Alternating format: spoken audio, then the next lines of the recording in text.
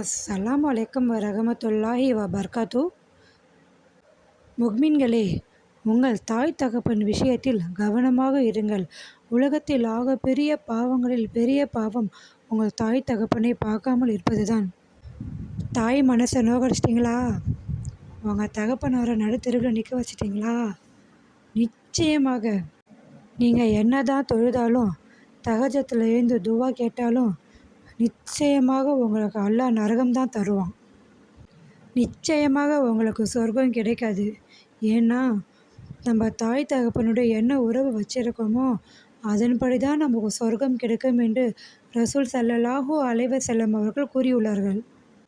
பாவங்களிலே 2வது பாவம் மது இல்லையா, சூது இல்லையா, விபச்சாரம் இல்லையா, அதெல்லாம் பாவம்தான்.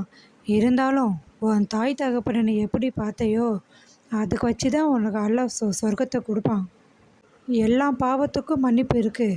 ஆனால் தாய் தகப்பனை பார்க்காதவனுக்கு எக்காரணத்தை கொண்டு மன்னிப்பே கிடையாது.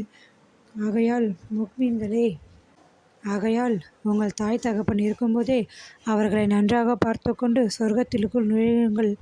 முஃமின்களே, தாய் தகப்பன் இறந்த பிறகு அவர்களை தேடாதீர்கள். நீங்கள் என்னதான் தேடினாலும் கிடைக்க மாட்டார்கள்.